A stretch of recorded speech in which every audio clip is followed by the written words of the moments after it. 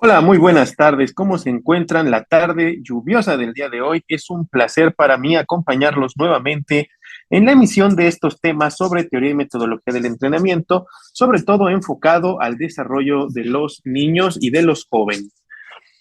Antes que nada, pues hay que agradecer y me gustaría agradecer a todo el equipo de difusión de Dirección General del Deporte de la universidad que nos permite tener este tipo de programas y poder estar en contacto con todos ustedes, ya que sin ellos todo este programa sería imposible de hacer, este y muchos otros. Entonces, ellos son los héroes sin capa que están tras bambalinas, realmente todo el mérito es de ellos. Entonces, siempre por su labor, por su esfuerzo. Muchas gracias, chicos, porque muchas veces a veces nos olvida saludar a todo el staff, ¿no? Entonces, para que sepan que el staff siempre está presente y siempre es el que hace que los que salen al aire, pues funcionen las cosas bien.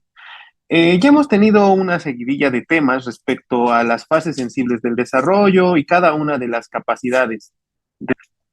Bajo esta línea, vamos a hablar hoy un poquito sobre lo que es el juego dentro de este mismo desarrollo, tanto físico como psicológico, como social, como emocional, y qué papel juega dentro del desarrollo deportivo de nuestros niños, de nuestras niñas, de nuestros adolescentes. Porque aunque hablemos de que la parte lúdica suena exclusivamente de los niños, la realidad es que el ser humano nunca deja de jugar y nunca debe dejar de jugar. Es muy importante para nosotros también mantener nuestros deseos de poder jugar, de poder tener un ocio recreativo, de poder tener una parte lúdica, ya que eso nos mantiene con una mejor disposición física, psicológica y emocional para conocer, explorar y aprender. Además de mantenernos pues bastante jóvenes, ¿no? Entonces, hoy vamos a explorar un poco en torno al juego. Y antes de empezar con nuestras diapositivas, me gustaría hacer un poquito de remembranza en cuanto a la situación cultural de por qué a veces el juego solamente es limitado para los niños y cómo se ha ido reivindicando este concepto a través de la historia. Desde la antigüedad, en la historia de la cultura física, de la práctica del ejercicio a través de la historia, diferentes culturas lo han tenido arraigado dentro de su forma de dirigirse, dentro de su forma de llevarse a cabo y configurarse como sociedad. Sin embargo, para nosotros que podríamos hablar que dentro de nuestra cultura madre son los griegos, el juego sufre un poquito de deficiencias o de trastoques porque los griegos, que sí tenían muy asimilado que es la parte lúdica e importante, en este caso de la actividad física, los romanos no lo retoman cuando redescubren el periodo helénico. Los romanos entienden que el ejercicio y las actividades físicas, como parte de la recreación de la parte lúdica, no son bien vistas. Para los romanos solamente existe el ejercicio para la parte militar, para la salud y como parte de un espectáculo. ¿De acuerdo? Entonces, esa idea un poco más hegemónica es la que perduró más tiempo en Europa, sobre todo a raíz de la Edad Media. Y sin embargo, lo que es la península ibérica y los pueblos que tuvieron intercambio con los pueblos árabes tienen, disculpen, es que el frío hace que uno tenga alergia, hacen que estas comunidades, estos países que tienen un intercambio con la comunidad árabe, sobre todo en la península ibérica, no tengan tan marcado el problema de asimilar la parte lúdica dentro de su contenido como adultos, porque dentro de lo que ocurría en el mundo árabe, propiciado por uno de sus grandes médicos, filósofos, astrónomos, que era Avicena, o conocido como Ibsina, es justamente esta parte del proceso de la parte de recreación y la parte lúdica también para el adulto, ¿no? Entonces, eso atenúa un poco las circunstancias en cuanto a la península ibérica y en cuanto a la parte latina, ¿no? Sin embargo, pues teníamos muy marcado este contexto, este arquetipo cultural, que se ha ido poco a poco resignificando. Hoy en día, por ejemplo, el juego es sumamente importante para mantener las capacidades en las personas de la tercera edad y frenar su desarrollo. Personas que han perdido muchas de sus capacidades físicas por el propio envejecimiento, que dejaron de hacer ejercicio, la primera forma de reintroducirlos a esta actividad física es mediante juegos de coordinación, de selección, de coordinación óculo-manual, óculo-podal. Entonces, el juego es muy importante dentro de la vida del ser humano. Pero el día de hoy vamos a enfocarnos un poco más en la importancia del juego justamente para los pequeñitos de la casa, para que nosotros como sus padres podamos, tíos, abuelos, abuelitas, mayores que estamos cerca de ellos, podamos fomentar una mejor forma de trabajo con él. ¿De acuerdo? Entonces, vamos a empezar a ver nuestra presentación del día de hoy.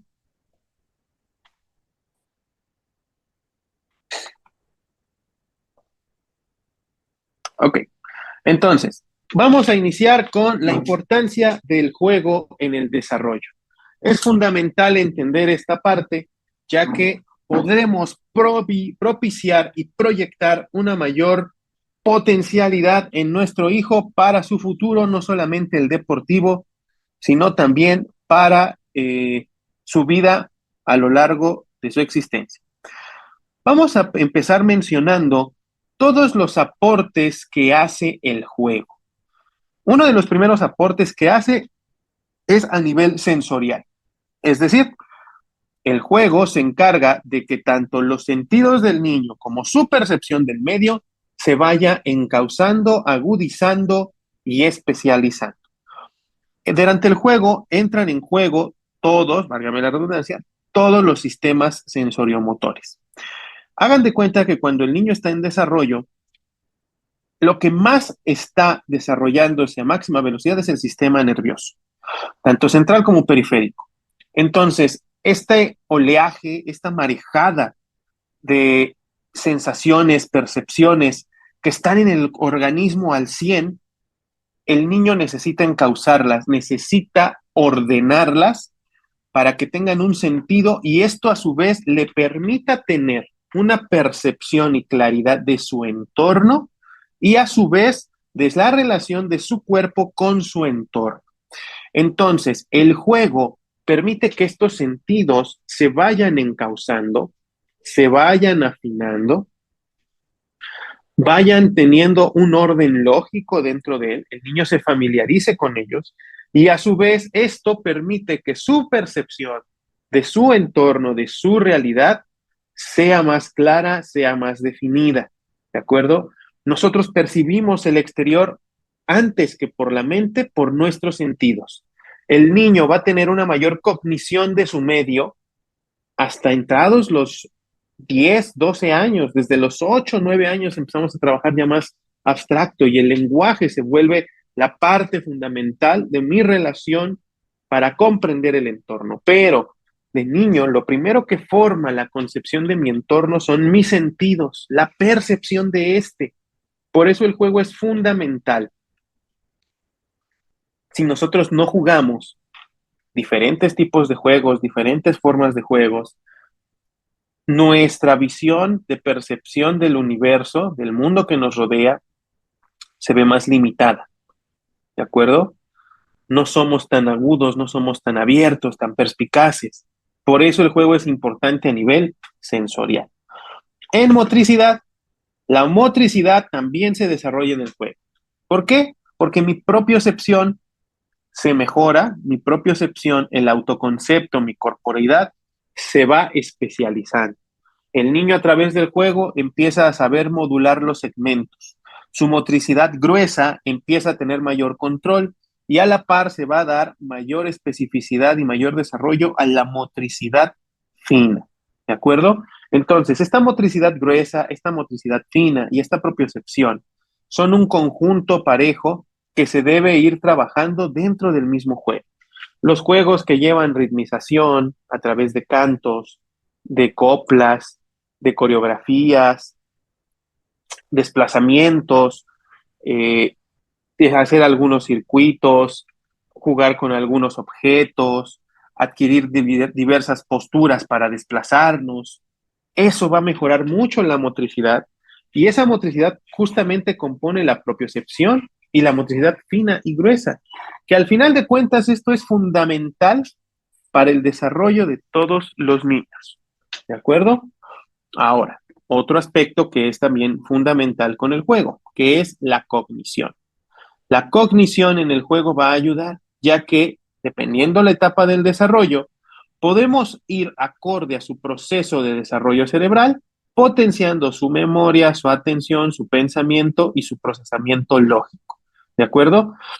El juego nos ayuda a ir desarrollando de una manera, vamos a llamarle amigable, pero sobre todo más que amigable, de una forma cautivadora para el niño, todas estas cuestiones. Un niño no piensa como un adulto y es algo que debemos entender. El niño aprende a través del juego porque el juego le hace descubrir ese mundo. Le genera también placer, le genera también gusto. Su pensamiento abstracto aún no está desarrollado en un sentido profundo, sobre todo entre los 3, 4, 5 años.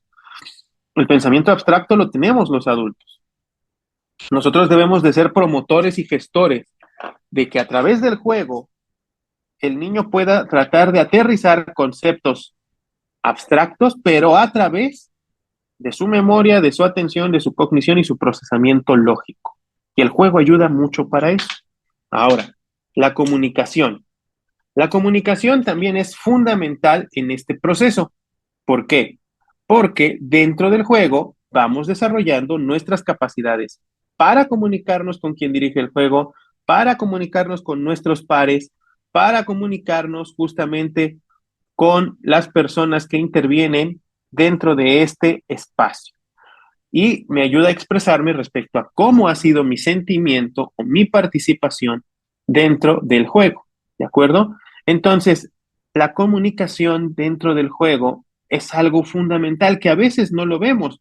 Y ahí también se expresa tanto de manera verbal como de manera corporal, posturas, actitudes, movimientos, nos van a comunicar algo del niño, cómo se siente, qué es lo que piensa, cómo percibe el entorno, si peligroso, si seguro, si la situación le emociona o le causa ansiedad. Entonces también nos ayuda a ver cómo el niño comunica a través de su cuerpo y cómo su cuerpo se vuelve esa extensión de su comunicación. Entonces, eso es también fundamental para este proceso. En cuanto a habilidades socioemocionales, viene un proceso muy importante que es justamente el de la resolución de los conflictos y cómo su pensamiento es que va a mejorar. ¿Por qué? Porque con la resolución de los conflictos, los niños aprenden estas habilidades de contención emocional, de saber expresar sus emociones, saber que es válido expresarlas, pero irlas encauzando de una manera que no agredan o que no transgreda al compañero y a su vez pedir lo mismo en dirección opuesta. ¿Por qué? Porque a través de esas emociones que el juego nos genera, pues, ojo, aquí el niño desde que empieza a madurar se vuelve muy competitivo, ¿eh? Por eso los niños no es necesario fomentarles más la competencia. La competitividad del niño va a estar justamente ahí presente por esa ansiedad de querer conocer, explorar, de la intensidad de sus emociones y en esa misma relación socioemocional, pues bueno, los niños no necesitan fomentar la competición. Por eso es que los papás debemos ser prudentes o los adultos que estemos a cargo en que un niño no ve las cosas como un adulto donde se acaba la competencia y listo. No, esto es diferente. Si nosotros les generamos más competitividad, la misma naturaleza del niño lo va a exacerbar. Y en lugar de que el juego sea algo que nos ayude con las habilidades sociomotrices, o digo socioemocionales, va a ser algo que le perjudique. ¿De acuerdo? Entonces, vamos a ver cómo podemos entender el juego, cómo ha sucedido a lo largo de toda la historia. El juego se define como una actividad que surge de forma natural en los niños y niñas y constituye un medio peculiar de relacionarse con el entorno. Es decir, el juego no es algo planeado, es algo que surge justamente de manera espontánea y natural desde que nosotros nacemos. Es una actividad libre y voluntaria que ocurre dentro de unos límites temporales y espaciales y bajo determinadas reglas libremente consentidas. Entonces, nosotros cuando forzamos a un niño a jugar, el juego ya no se empieza ya no sigue siendo juego, se empieza a transformar en otra cosa, ¿de acuerdo? Nosotros debemos como adultos aprender a proponer, ¿de acuerdo? Proponer el juego, invitar, pero no imponer, porque si el niño se ve obligado a jugar, entonces para él ya no es juego, ya es una orden, ya es un acto donde debe obedecer. Y entonces pasa de disfrutarlo y estar aperturado a el aprendizaje a través del mismo, a querer justamente tener que cumplir las directrices que les damos y nosotros a moldear el comportamiento directo que quiere que desarrolle sin considerar los otros factores que se involucran en este desarrollo. El juego está presente también a lo largo de toda la vida del ser humano. Forma parte del comportamiento humano y de la cultura de cada sociedad. Si nosotros hacemos un análisis histórico, podremos observar que todas las culturas tienen juegos autóctonos. Todas las culturas han desarrollado sus propios juegos y esos juegos nos hablan de cómo interpretan su entorno, cómo interpretan su medio, ¿de acuerdo? Por lo tanto, no es extraño que cada país, cada cultura tenga sus juegos y estos juegos también sirvan como un medio de unificación y de identidad dentro de esa cultura. Por eso el juego es importante. Recordemos aquí en Mesoamérica, ¿no? Como llamamos el juego de pelota, que tenemos vestigios de él justamente en el norte con el ulama, ¿no? El ulama es lo más cercano que tenemos al juego de pelota aquí en Mesoamérica. Los juegos que a los griegos les daban identidad, que son los más importantes para ellos, que eran los Juegos Olímpicos, y más bien eran los Juegos Panhelénicos, píticos, ítmicos, nemeicos y olímpicos. Cada uno de ellos en honor a una diferente fiesta o deidad a la cual se le atribuía. Entonces, los juegos son importantes dentro de la cultura del ser humano. Hoy en día ha sido muy reduccionista, bueno, del siglo XX una parte ha sido muy reduccionista al pensar que solo es para los niños, cuando realmente es para todos nosotros. Otro ejemplo que podemos tener, con cualquier cosa jugamos, aquí se acuerdan, ¿no? Jugar rayuela. ¿Cómo se juega rayuela? Con una moneda y aventando la pared y la que quede más cerca. ¿A quién se le iba a ocurrir jugar con unas monedas? Al ser humano. ¿Por qué? Porque lo que necesita el ser humano es jugar. Es un ser lúdico, el Homo ludens, ¿de acuerdo? Ahora, también el juego y jugar están asociados al entretenimiento y a la diversión, y eso es fundamental. Un ser humano que no tiene ocio y recreación no puede ser un ser humano completo. Hoy en día está sobrevalorado el vivir en completo estrés, trabajo, ansiedad y no permitirte un descanso, un entretenimiento o algo de diversión, porque piensan que ese no es, o te dicen que ese no es el camino al éxito. Pero irónicamente, los sabios de hace miles de años atrás bien han determinado que el hombre debe tener trabajo y descanso. No solamente Hipócrates, también Avicena hablaban de este equilibrio entre el trabajo y el descanso, la comida y el ayuno, el sueño y la vigilia. Todo debe darse en un equilibrio, ¿de acuerdo?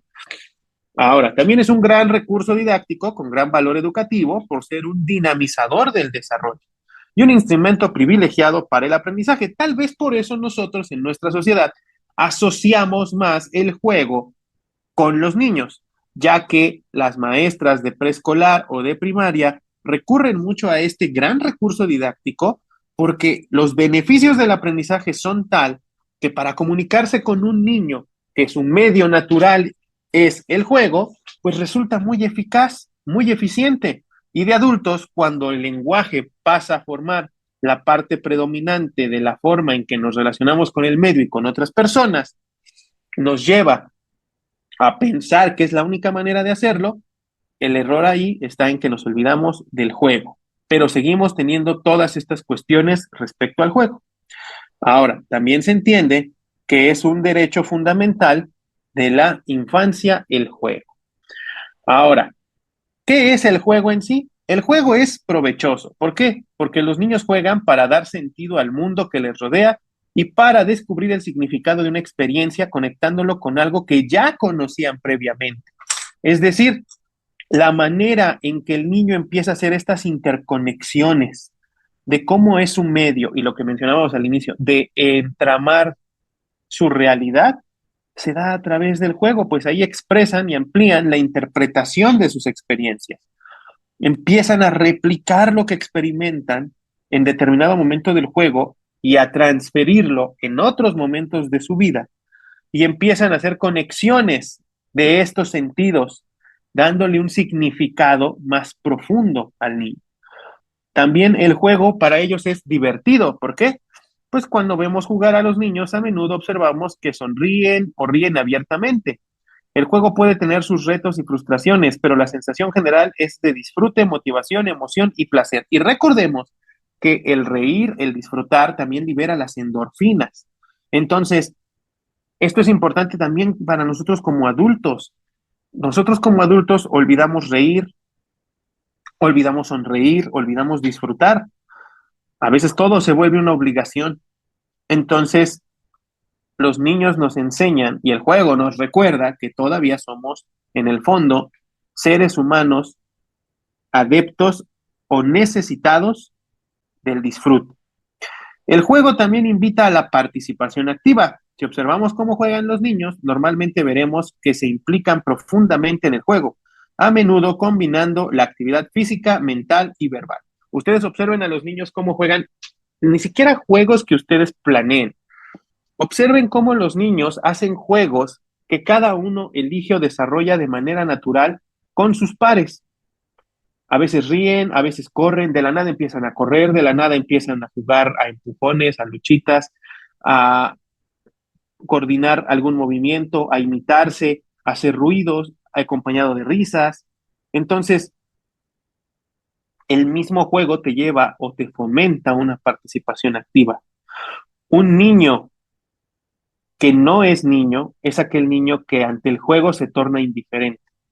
Si el niño se torna indiferente al juego, significa que algo como nosotros adultos a cargo de ese niño hemos estado haciendo muy mal, porque no es natural que el niño no participe del juego. Lo más natural es que al niño le emocione el juego y su única tarea en el día es jugar.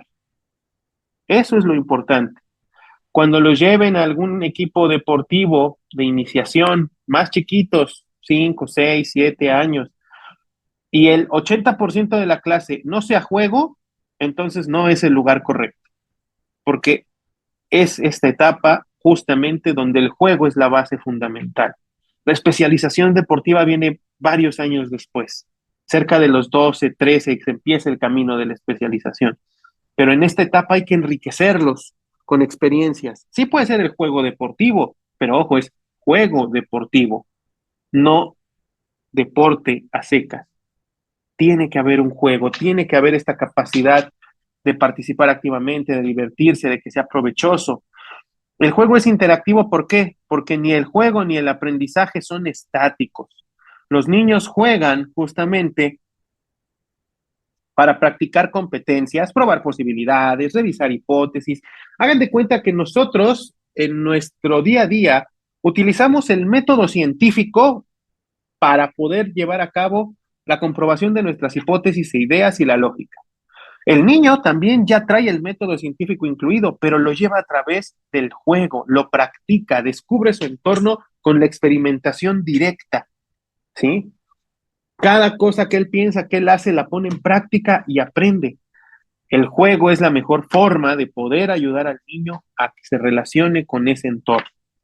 Ahora, el juego también es socialmente interactivo. ¿Por qué? Porque a través del juego podemos conocer las ideas y las formas de pensar y relacionarse de él y su forma más profunda de aparecer justamente, de demostrarnos más bien su ser y cómo entiende su realidad.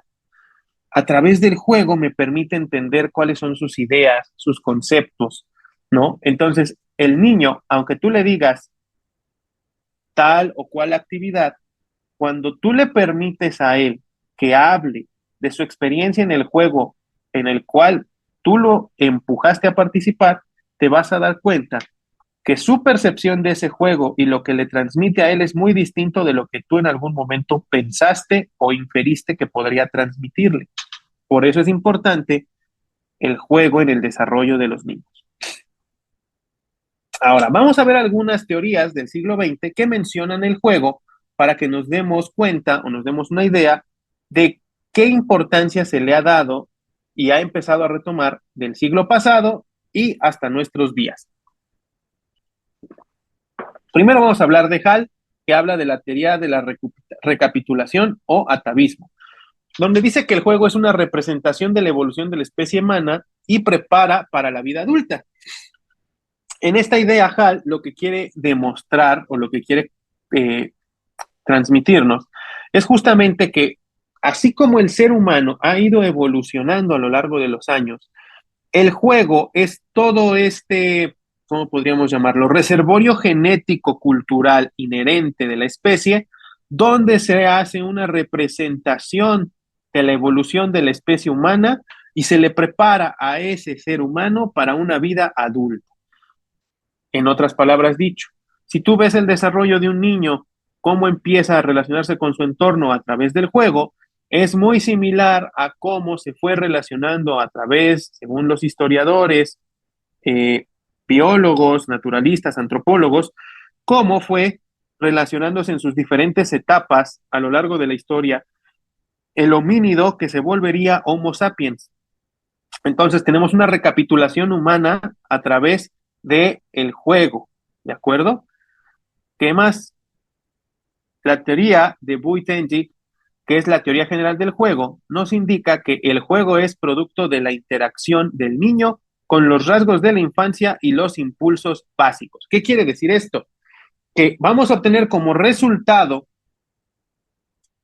un juego cuando tenemos los rasgos de la infancia, que son el deseo de conocer, que son justamente la falta de coordinación, a veces la falta de fuerza, con los impulsos básicos de qué?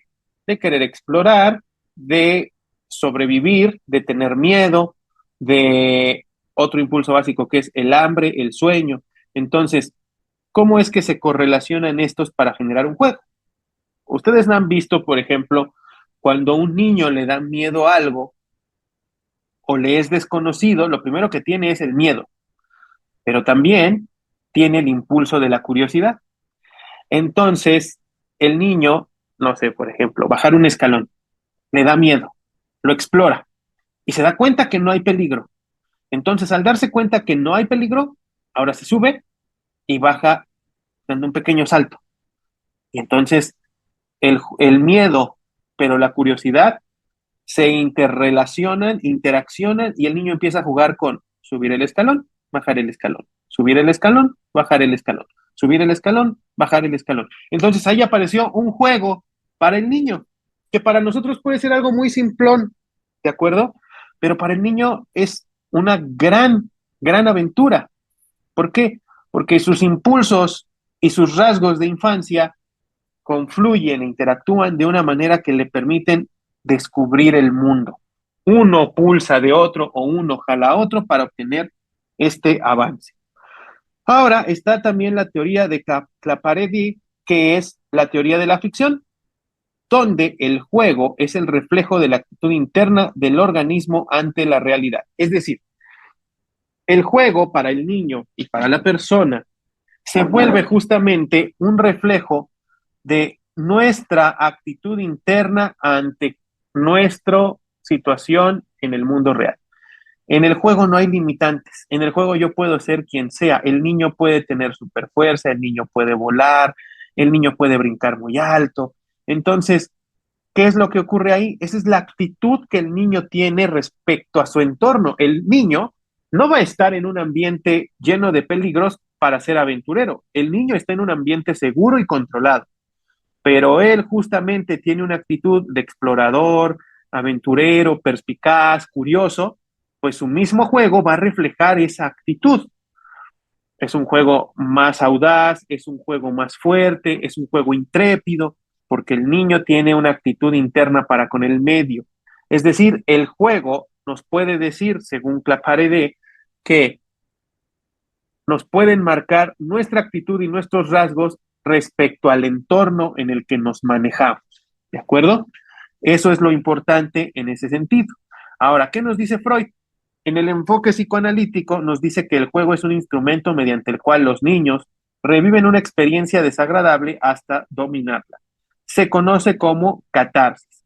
¿Qué quiere ser, en qué enfoque va la teoría de Freud? Freud habla de que una manera de ir purgando estas malas experiencias es a través del juego. Por ejemplo, si un niño recibe un golpe de un par y este le duele, una